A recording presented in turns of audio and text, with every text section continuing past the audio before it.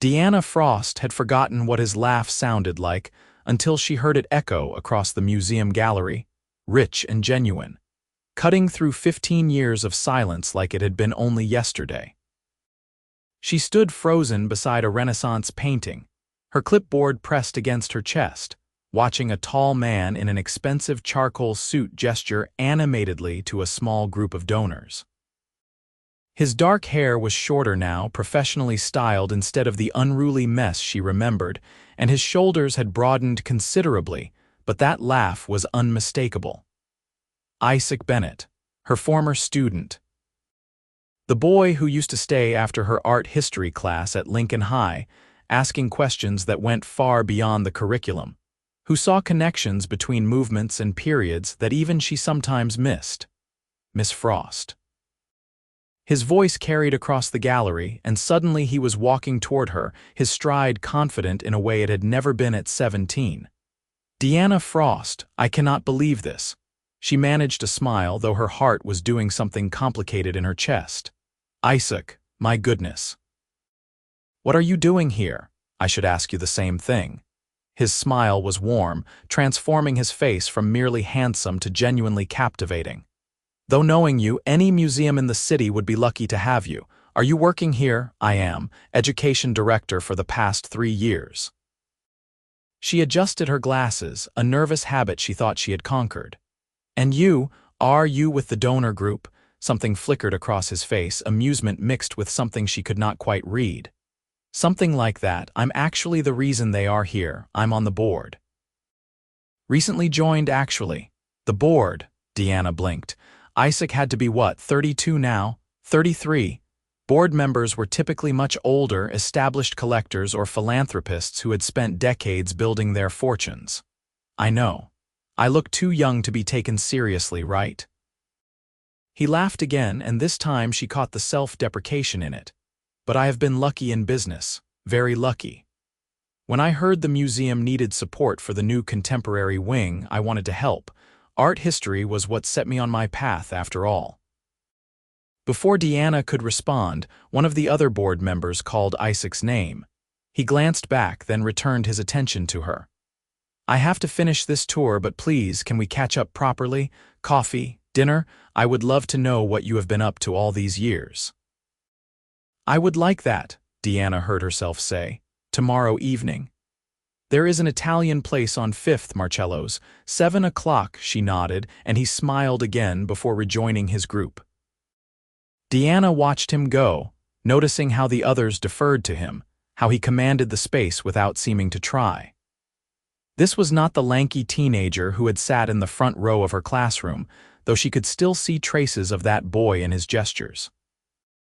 That night, Deanna sat in her small apartment, a glass of wine untouched on the coffee table, wondering what she had agreed to. Isaac had been her student. Yes, it was 15 years ago, and yes, he was clearly a successful adult now, but the power dynamic of their past relationship felt like it should matter. Except he had initiated the meeting, and she was curious. More than curious. She wanted to know how the thoughtful boy who had written a paper comparing Caravaggio's use of light to modern cinematography had ended up on a museum board before turning 35.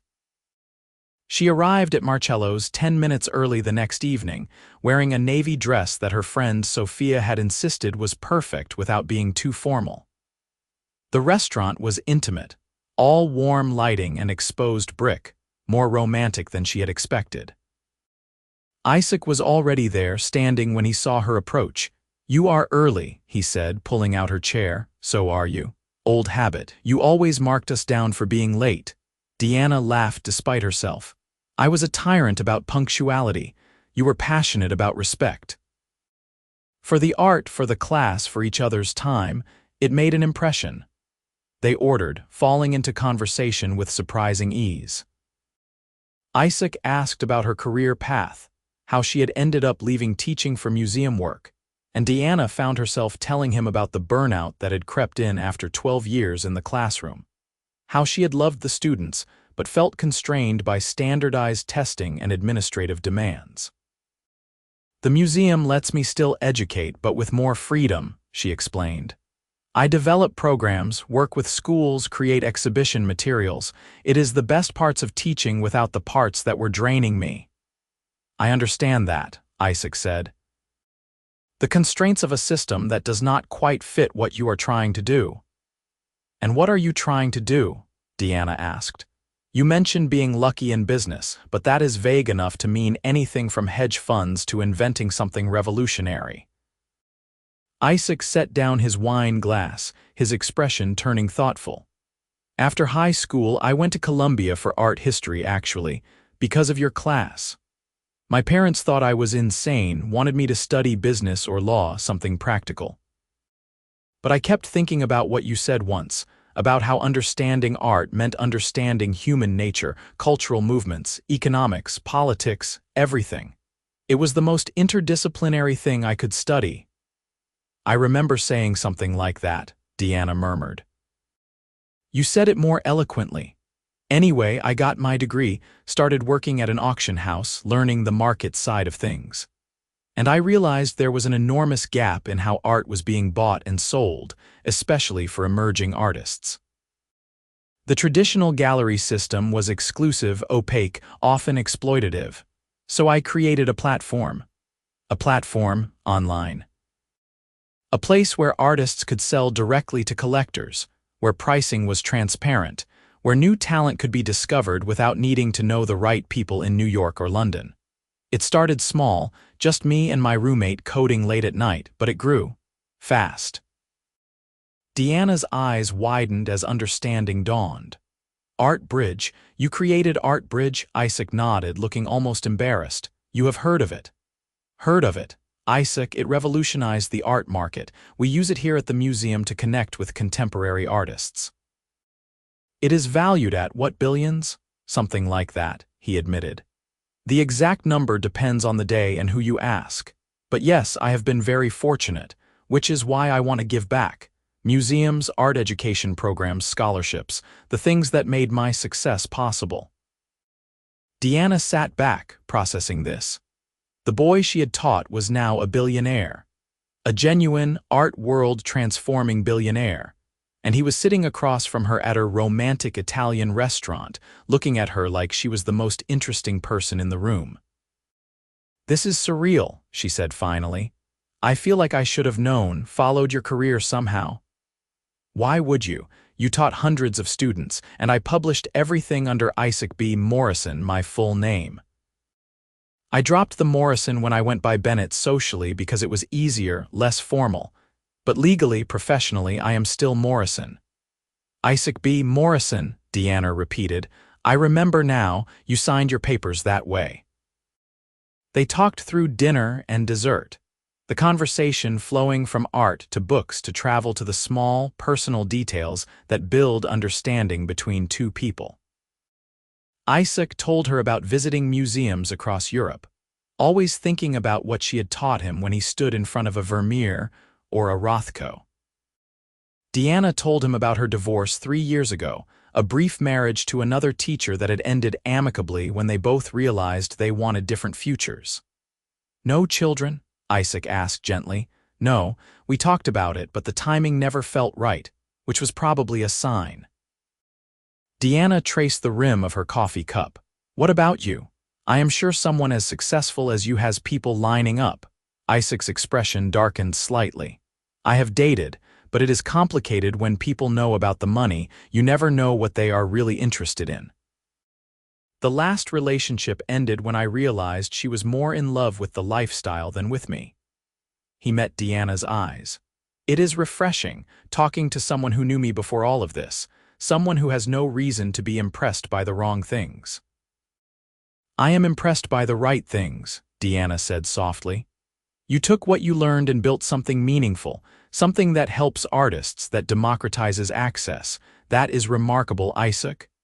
The way he looked at her then made something flutter in her chest, but Deanna pushed it aside. This was catching up with a former student. Nothing more, except they met for coffee 3 days later, and then for a walk through Central Park the following week. Isaac invited her to a gallery opening, introducing her to artists and collectors with obvious pride in having her beside him. Deanna found herself thinking about him at odd moments, remembering something he said and smiling, anticipating their next meeting with an excitement she had not felt in years. "You are glowing," Sophia announced one Saturday afternoon, sprawled on Deanna's couch with a magazine. "Who is he?"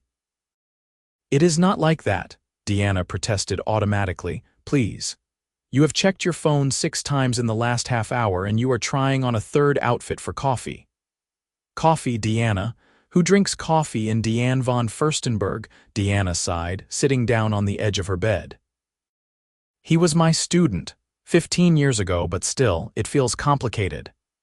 "He was your student at, what, 17?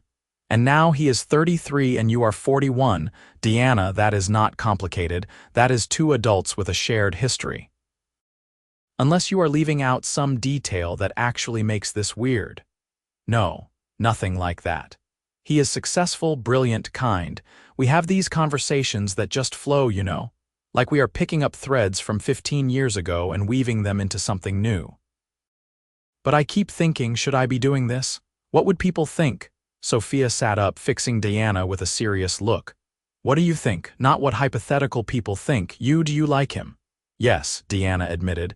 "More than I expected, more than I think is wise." "Then stop overthinking it. He asked you out, multiple times. He clearly likes you. You are both single, both adults. The student-teacher thing was over a decade and a half ago. Let yourself be happy." Deanna wanted to take that advice, but doubt crept in during quiet moments. She was 8 years older than Isaac, established in her career but nowhere near his stratospheric success. What could she really offer someone like him? He moved in circles of wealth and influence that were foreign to her.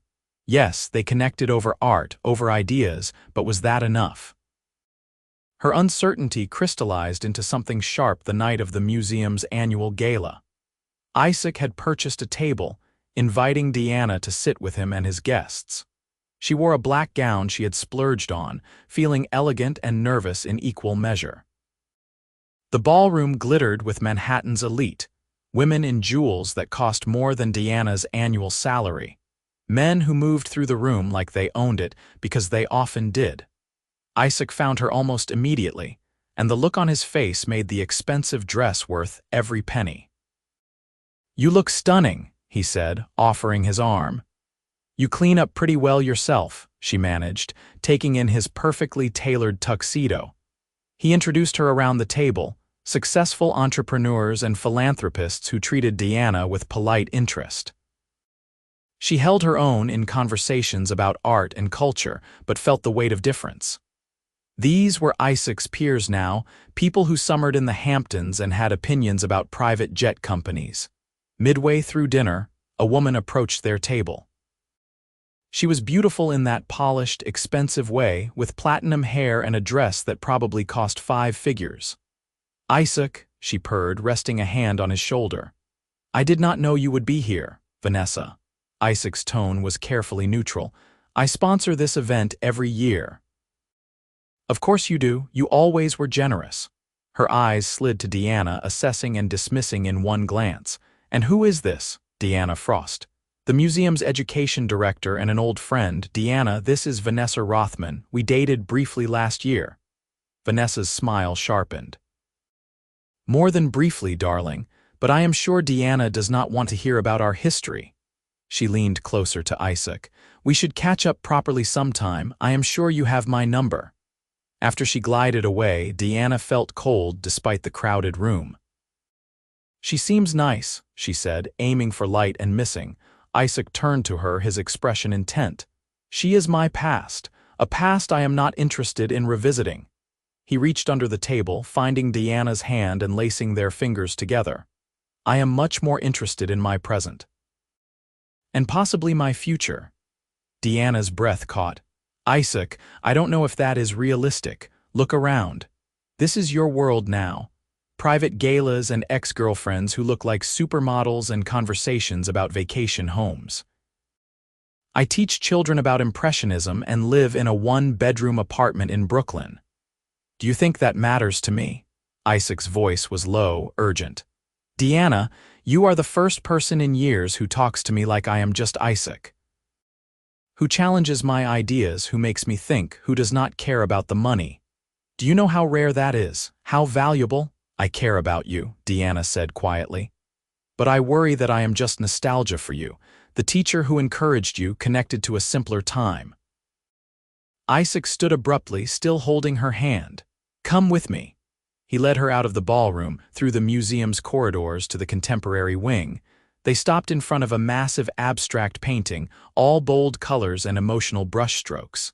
You know why I funded this wing? Isaac asked. Deanna shook her head.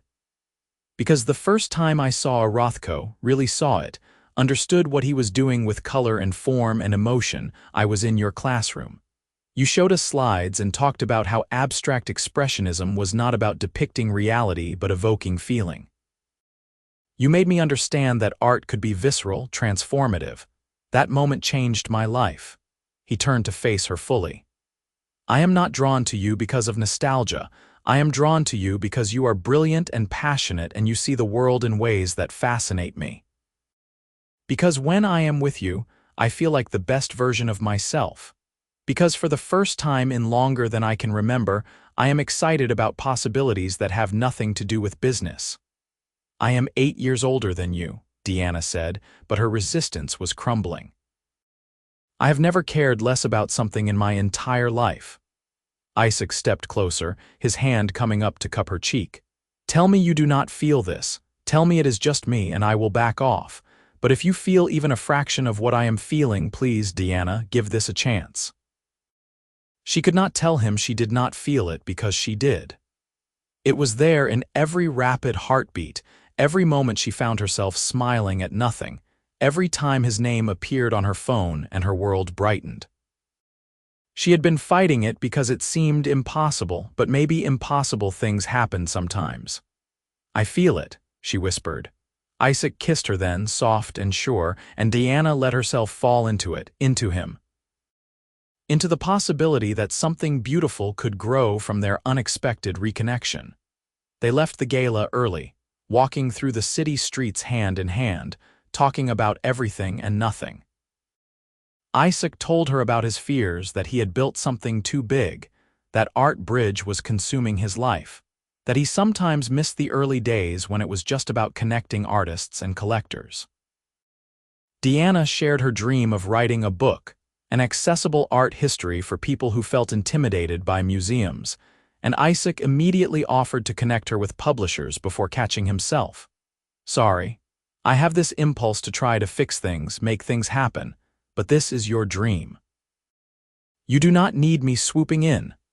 I might accept the publisher names, Deanna said with a smile, but I appreciate you asking first. They ended up at an all-night diner in her neighborhood, sharing fries and talking until the sun started to rise. Isaac walked her to her apartment building, kissing her goodnight with a tenderness that made her knees weak. I have a business trip next week, he said reluctantly. London and Paris, meeting with the European team, but when I get back, I would really like to take you to dinner. Somewhere less chaotic than the gala. I would like that too. The week Isaac was gone felt longer than it should have.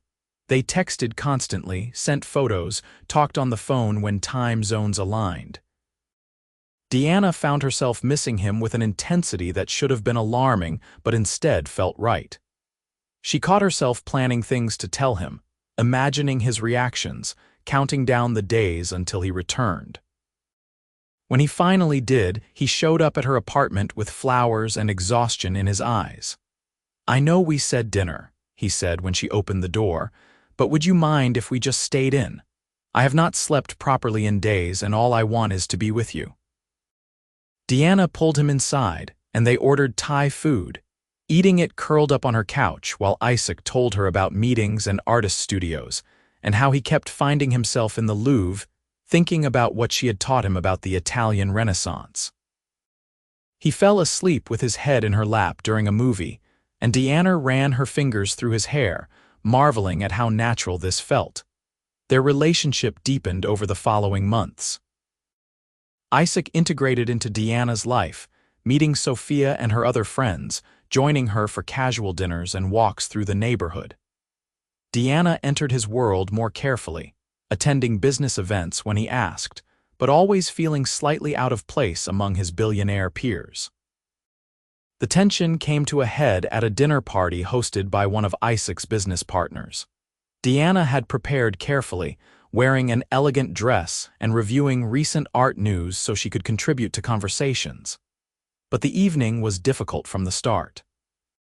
The other guests were mostly couples where both people were high-powered professionals or came from old money. They talked about investments in property and social circles Deanna had never heard of.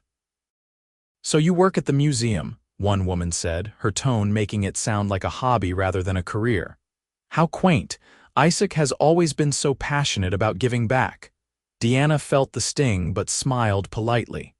"I am the education director, yes. We develop programs that serve over 50,000 students annually." "That is wonderful," the woman said, already losing interest and turning to someone else. Isaac appeared at Deanna's elbow, clearly having noticed the exchange. "Ready to get out of here, we just arrived. I know. But I am remembering why I skip most of these things. Come on. Let's go somewhere actually interesting." They left, and Isaac drove them to a late-night jazz club in the village, intimate and dim and nothing like the sterile perfection of the dinner party. In a booth tucked into the corner, Deanna finally relaxed. "I am sorry about tonight," Isaac said. "You did not do anything wrong. I brought you somewhere you were not comfortable. I should have known better." Deanna sighed, tracing patterns on the table. "It is not your fault. Sometimes I wonder if I fit into your life, if I am enough for what you need." "Deanna, look at me." Isaac waited until she met his eyes. "You are not too little of anything. Those people back there, they are boring. They talk about money and status because they have nothing else interesting about them. You have passion, intelligence, purpose. You make me want to be better, do more, think deeper. How is that not enough?" "Because you could have anyone," Deanna said, the fear finally spoken aloud. "Someone younger, someone from your world, someone who does not need you to explain what a Series B funding round is." Isaac laughed, but it was gentle. "I do not want someone from my world. I barely want to be in my world most of the time." "And as for younger Deanna, you realize you are only 41, right? You are not ancient. And even if you were, I would not care. I am falling in love with you. The actual you, not some imaginary perfect woman who checks arbitrary boxes." The words hung between them, huge and terrifying and wonderful. "You are falling in love with me," Deanna whispered. "I am. Have been for a while now, if I am honest. I know it is fast, but it also does not feel fast because I have known you in some way since I was 17. You have always been this fixed point in my mind, this person who saw something in me worth encouraging. And now I get to know you as Deanna, not just Miss Frost, and you are even more remarkable than I remembered." Deanna felt tears prick her eyes. "I am falling in love with you too. It terrifies me, but I am." Isaac kissed her, and the jazz music swelled around them, and Deanna let herself believe that maybe this could work. That love did not have to make practical sense, did not have to fit into neat boxes of age and income and social circles. It just had to be real. They navigated the following months with more honesty, talking through insecurities when they arose rather than letting them fester. Isaac made more effort to separate his social life from his business obligations, creating space for the quieter, more intimate moments Deanna preferred. Deanna pushed herself to be more confident in his world, recognizing that her expertise and experience had value even if it came from a different sphere. The real test came when Isaac asked Deanna to attend Art Bridge's annual gala, the company's biggest event.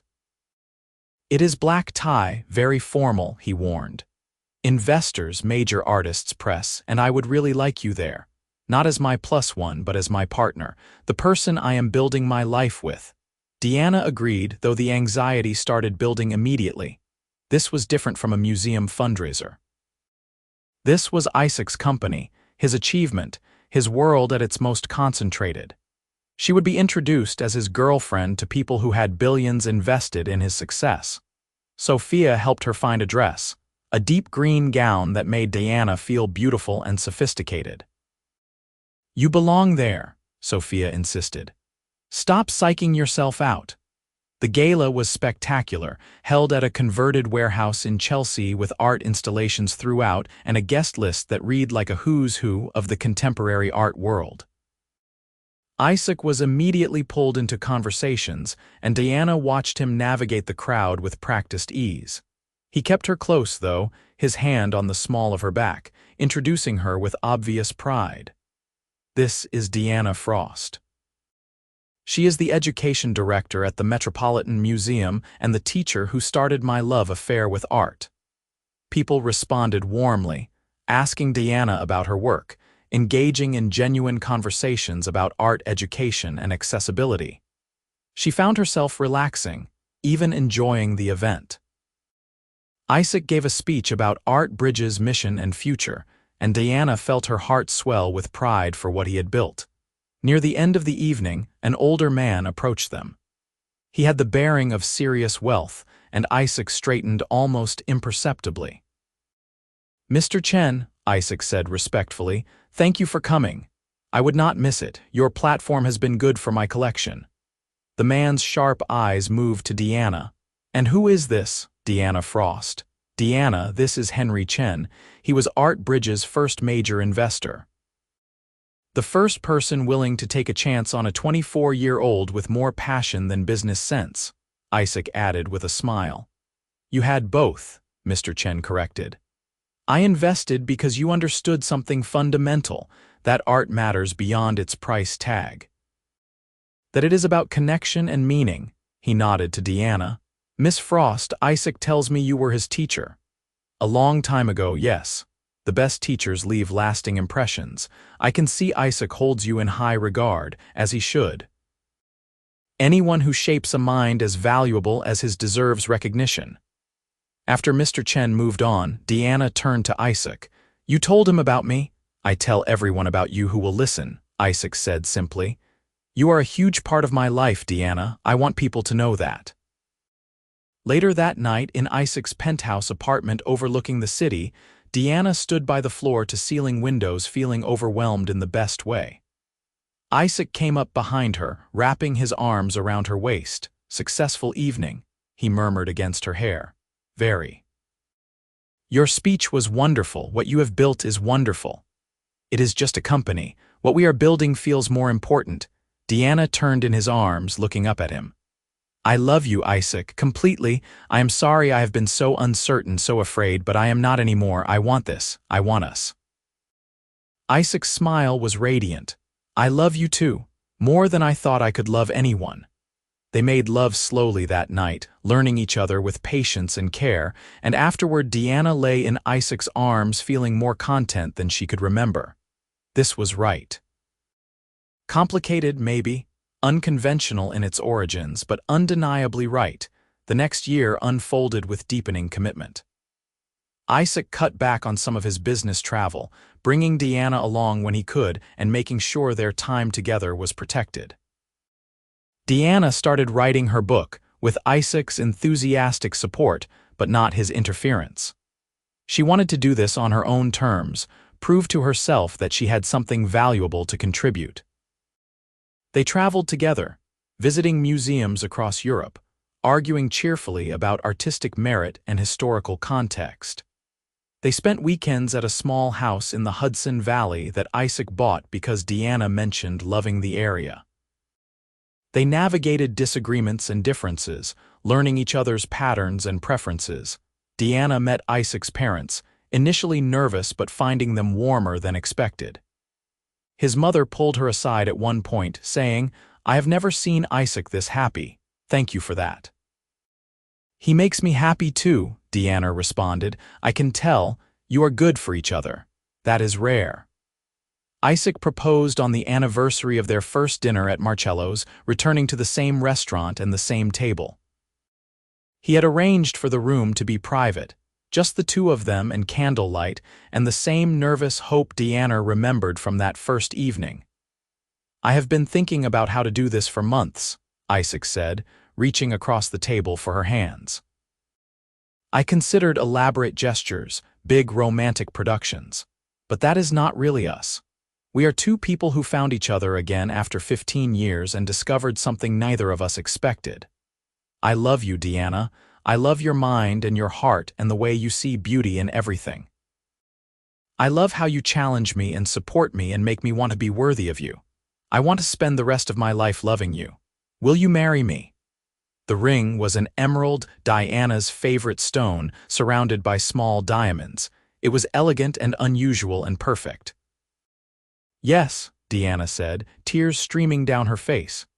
Yes, absolutely yes.